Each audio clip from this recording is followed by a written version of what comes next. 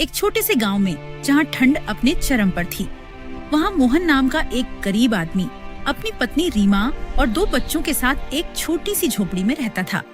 मोहन गांव से कुछ दूर एक छोटे से कारखाने में मजदूरी कर अपने परिवार का गुजारा करता था। एक दिन मोहन अपनी पत्नी से कहता है, रीमा, आज ठंड कुछ ज्यादा ही है। लगता है रास्ते भर मुश्किल होगी। मैं काम पर जा रहा हूँ। अपना और बच्चों का ध्यान रखना। ठीक है जी, मैं ध्यान रखूंगी। बच्चे तो मेरी जिम्मेदारी है, आप चिंता न करें। रीमा, आज कुछ भी बनाना हो तो बचा खुचा ही बना लेना। पैसे नहीं हैं आज। जी, जैसा ठीक लगे। आप जल्दी आ जाइएगा। मोहन अपने फटे हुए गमछे को कस कर बांधता है और झोपड़ी का दरवाजा खोलकर बाहर निकलता है। मोहन ठंड से कांपते हुए कारखाने के बड़े गेट से अंदर घुसता है। इसके बाद मोहन कंप पर लग जाता है। वह इतनी मेहनत से काम करता है कि उसका शरीर पसीने से भीग जाता है। इस प्रकार सुबह से शाम तक मोहन ने अपना सब कुछ झोंक दिया। हर बार बोरी उठाना उसकी मजबूरी की कहानी कह रहा था। मोहन कांपता हुआ मालिक के पास पहुंचता है। मालिक जी, आज कुछ पैसे दे दीजिए। घर में खाने को कुछ नहीं है। बच्चे कई दिनों से भूखे सो रहे हैं। थोड़ा बहुत ही दे दीजिए। मालिक कुर्सी पर पीछे झुक जाता है और तिरछी नजर से मोहन को देखता है। अरे, अभी कुछ दिन पहले ही तो पैसे दिए थे। इतनी जल्दी जल्दी पैसे नहीं मिलेंगे। जा, अगले हफ्ते आना। मालिक, पर घर में चूल्हा। समझ में नहीं आता क्या? नहीं मिलेंगे पैसे। अब जा, काम बंद हो गया। मोहन चुप हो जाता है। उसकी आंखें नम होती हैं। वह धीरे धीरे दफ्तर से बाहर निकल जाता है। अंदर बच्चे एक कोने में छटाई पर सिमटे हुए थे और ठंड से कांप रहे थे। रीमा भी चिंतित थी। अरे आ गए आप। देखो जी, फिर बारिश में हमारी झोपड़ी टपकने लगी है। अगर ऐसा रहा तो ये छत तो कभी भी गिर सकती है। क्या बताऊं रीमा, आज मालिक ने पैसे भी नहीं दिए। क्या अब हम क्या करेंगे जी? बच्चे सुबह से भूखे हैं। मोहन बच्चों की सूनी आंखों को देखता है। उसका दिल कांप उठता है। तू चिंता मत कर रीमा, मैं कुछ करता हूँ। कुछ भी करके आज बच्चों के लिए खाना लाऊंगा। बाहर मूसलाधार बारिश हो रही थी। मोहन बिना छतरी के दौड़ता है। उसने बरसते पानी में दुकान जाकर राशन का इंतजाम किया। कुछ लकड़ियां भी जुटाई ताकि चूल्हा जल सके। मोहन भीगते और कांपते हुए राशन लेकर लौटता है। रीमा जल्दी जल्दी चूल्हा जलाती है। लकड़ियां गीली थीं, पर वह कोशिश करती रहती है। अंत में चूल्हा जल उठता है। लो मोहन, भगवान का शुक्र है चूल्हा जल गया। चलो, मैं जल्दी से कुछ बना देती हूँ। बस बेटा, थोड़ी देर और, खाना बन रहा है। कुछ देर बाद थोड़ा सा खाना बनता है। चारों थोड़ा थोड़ा खाना खा लेते हैं। सोते समय तेज बारिश की वजह से अंदर ठंडी हवा आ रही थी, पर उनके पास एक ही पुराना कंबल था। ऐसा करिए जी, ये कंबल बच्चों को दे दीजिए। अगर इनको ठंड लग गई तो इनकी दवाई कहाँ से लाएंगे? मोहन कुछ देर बच्चों को देखता है और फिर कंबल उनके ऊपर डाल देता है। हाँ रीमा, तुम ठीक कहती हो। उस रात मोहन और रीमा ठंड में कांपते रहे, पर बच्चों की गर्मी से ही उन्हें सुकून मिला। अगली सुबह मोहन फिर काम के लिए निकलता है, पर आज मोहन ने ठान लिया था कि चाहे जो हो जाए, आज वह मालिक से पैसे लेकर ही लौटेगा। मोहन तेज कदमों से कारखाने की ओर बढ़ता है। तभी वह देखता है कि कारखाने में आग लगी थी। अरे, ये क्या हुआ? वह पास खड़े मजदूर के पास जाता है। भाई, ये क्या हो गया? मोहन भैया, कारखाने में रात को शॉर्ट सर्किट हुआ और आग लग गई। सारी मशीनरी जल गई। मालिक सुबह आए थे। उन्होंने कहा कहीं और काम ढूंढ लो। अब मैं किसी को काम नहीं दे पाऊंगा। ये सुन मोहन के कदम लड़खड़ा जाते हैं। हे भगवान, ये क्या किया? अब ना तो काम बचा और ना ही पैसे। अब बच्चों के लिए कंबल और खाना कहाँ से लाऊंगा? उसकी आंखें भर आती हैं। मोहन भारी दिल से घर लौटता है। अचानक फिर तेज बारिश शुरू हो जाती है। इस बार वह एक पेड़ के नीचे खड़ा हो जाता है। हे भगवान, एक तो ये ठंड, ऊपर से बारिश। मेरा पूरा शरीर कांप रहा है। घर कैसे पहुंचूंगा? रीमा और बच्चे अकेले परेशान हो रहे होंगे। तभी बारिश और तेज होने लगती है। अब रुकना ठीक नहीं। मुझे जल्दी घर पहुंचना चाहिए। पता नहीं ये बारिश कब रुकेगी। वह पानी में भीगते हुए घर की ओर बढ़ता है। बारिश इतनी तेज थी कि छोटी छोटी झोपड़ियां बहने लगी थीं। रास्ता कीचड़ से भरा था, पर मोहन सिर्फ एक ही बात सोच रहा था। हे भगवान, बस मेरा घर ठीक हो, मेरे बच्चे ठीक हों। वह दौड़ता हुआ पानी को चीरते हुए घर की ओर बढ़ता है। मोहन जैसे ही घर पहुंचता है तो घर की हालत देख उसके होश उड़ जाते हैं, क्योंकि पूरे घर में पानी भरा हुआ था। चारपाई और बर्तन सभी डूब गए थे। रीमा, तुम ठीक तो हो और बच्चे ठीक हैं? हाँ, हम ठीक हैं। पर देखो जी, पूरा घर पानी से भर गया है, सब कुछ डूब चुका है। चलो रीमा, जल्दी जल्दी इस पानी को बाहर निकालते हैं, नहीं तो पूरी झोपड़ी गिर जाएगी। इसके बाद दोनों बाल्टियों से पानी बाहर फेंकते हैं, लेकिन अचानक तेज हवा, गरजती बिजली और तूफान उठ खड़ा होता है। चारों भागकर झोपड़ी से बाहर निकलते हैं। कुछ ही क्षणों में मोहन की पूरी झोपड़ी ढह जाती है और बढ़ते पानी में बह जाती है। हे भगवान, ये क्या हो गया? ये घर ही तो हमारी आखिरी उम्मीद था, ये भी बह गया।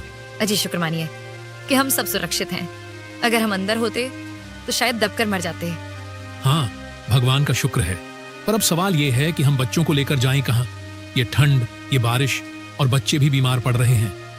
मोहन अपने कांपते बच्चों और भीगी हुई रीमा को लेकर कैलाश के घर पहुंचता है। वह हिम्मत जुटाकर दरवाजा खटखटाता है। अंदर से कैलाश की आवाज आती है।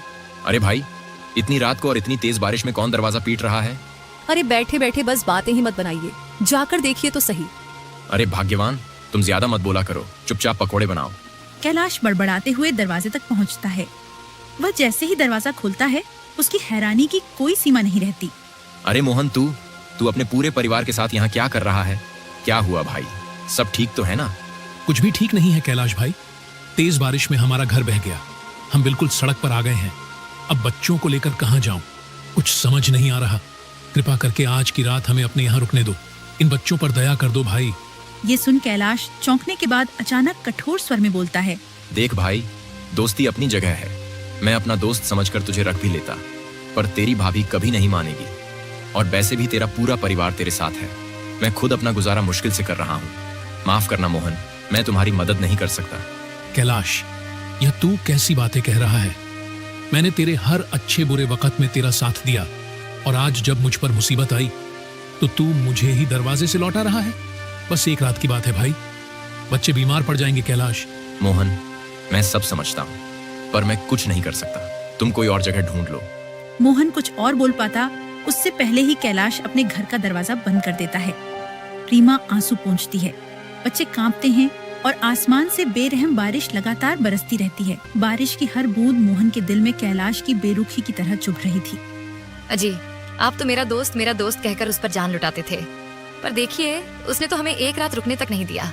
अरे भाग्यवान, यही तो दुनिया की रीत है। बुरे समय में ही पता चलता है कि कौन अपना है और कौन पराया।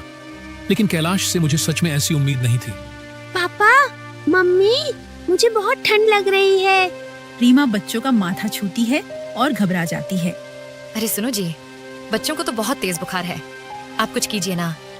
चलो रीमा, अब बस एक ही जगह है, चलकर मुखिया जी से मदद मांगते हैं। हाँ जी, जल्दी चलो। मोहन परिवार के साथ मुखिया के बड़े दरवाजे पर पहुंचता है। बाहर अंधेरा और बूंदाबांदी थी। मोहन दरवाजा पीटता है। कुछ देर बाद मुखिया गुस्से से बाहर आता है। अरे मोहन, क्या हुआ? इतनी रात में क्यों दरवाजा पीटकर मेरी नींद खराब कर रहा है? मुखिया जी, तेज बारिश की वजह से मेरा घर बह गया, बच्चे बीमार हैं। कृपा करके आज रात हमें अपने घर में रहने दीजिए। क्यों भाई, मैंने तुम लोगों का ठेका रखा है क्या? अरे कैसे मुंह उठाकर चले आते हो? मुखिया जी, आप गांव के मालिक हैं। अगर आप ही मुश्किल वक्त में मदद ना करेंगे तो कौन करेगा? अरे मुखिया हूं तो क्या हुआ, कोई समाज सेवा का धंधा नहीं खोल रखा है? सुन, चुपचाप यहाँ से निकल जा, वरना अभी नौकरों को बुलाकर निकलवा दूंगा। आज लोगों ने दिखा दिया कि असल में कोई किसी का नहीं होता। आप हिम्मत मत हारिए जी, ऊपर वाला सब देख रहा है। एक दिन हमारा भी वक्त बदलेगा, और जिन लोगों ने आज हमारे साथ ये किया है, भगवान उन्हें इसका फल जरूर देगा। मोहन का परिवार रात भर भीगते हुए अपनी किस्मत को कोस रहा था। अगली सुबह रीमा, तुम यहीं बच्चों के साथ रहना, मैं कुछ खाने पीने का इंतजाम करता हूँ। ठीक है जी, पर जल्दी आना। मोहन दिन भर गांव-गांव भटकता है, कहीं छोटे मोटे काम करता है, किसी से दया भाव से थोड़ा राशन लेता है। शाम होने तक मोहन थक कर लौटता है। उसके हाथ में थोड़ा सा खाना और कुछ दवाई होती है। वह पास पड़ी कुछ लकड़ियां लेकर आग जलाता है, फिर पूरा परिवार आंच लेता है। अब यह पेड़ ही उनका नया घर बन चुका था।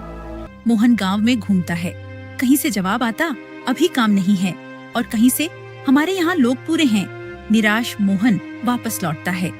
रीमा और बच्चे मेरा इंतजार कर रहे होंगे, मुझे जल्दी उनके पास पहुँचने चाहिए। मोहन रास्ते में आ ही रहा था, तभी वह देखता है कि गांव की चौपाल पर भीड़ लगी थी। वह वहाँ खड़े लोगों से पूछता है, अरे भाई, इतनी भीड़ क्यों है यहाँ? अरे पास के गांव से एक बहुत अच्छे सेठ जी आए हैं। इस ठंड में गरीबों को कंबल और खाना बांट रहे हैं। जाओ तुम भी ले लो। मोहन की आंखों में उम्मीद चमक उठती है। वह तुरंत लाइन में खड़ा हो जाता है। मोहन को कंबल और खाने का पैकेट मिलता है। उसकी आंखें भर आती हैं। सेठ जी, आप इस ठंड में गरीबों के लिए भगवान से कम नहीं हैं। आपका बहुत बहुत धन्यवाद। इसके बाद मोहन सामान और कंबल लेकर अपने परिवार की तरफ चल देता है।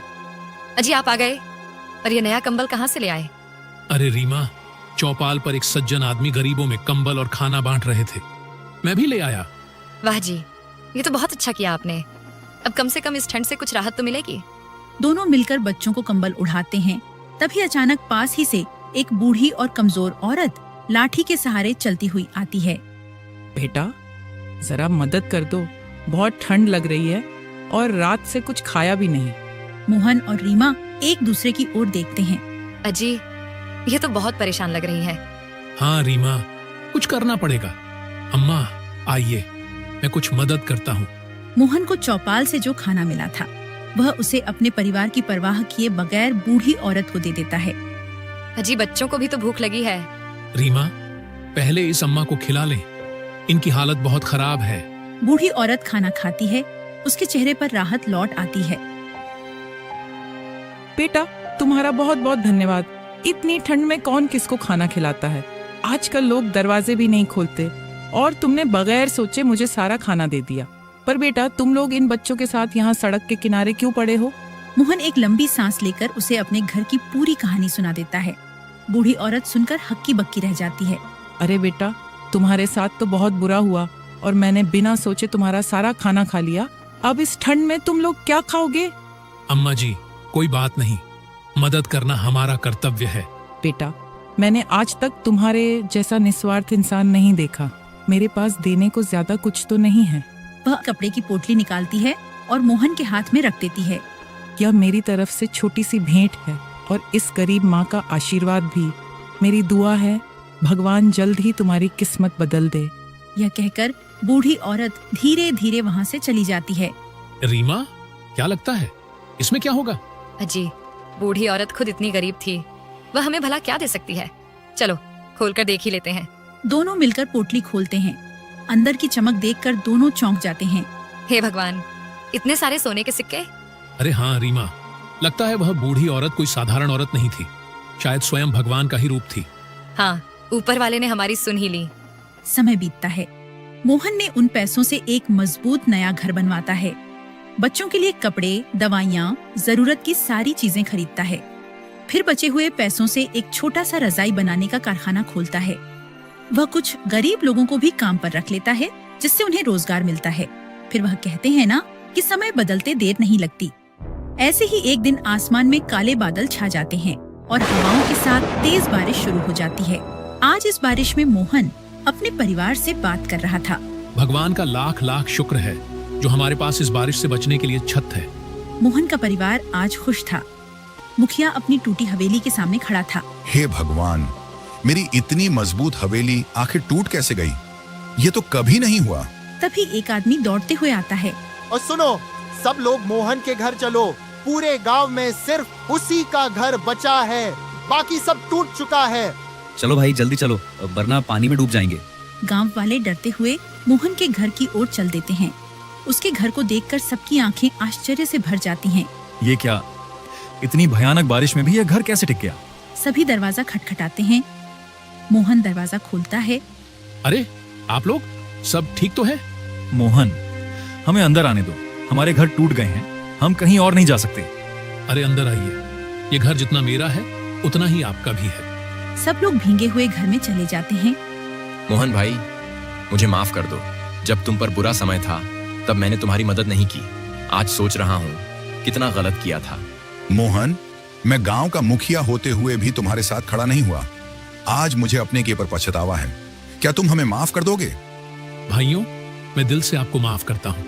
जिंदगी में हर किसी से गलती हो जाती है, लेकिन एक बात याद रखना, कभी किसी गरीब, असहाय और मजबूर इंसान के साथ गलत व्यवहार मत करना।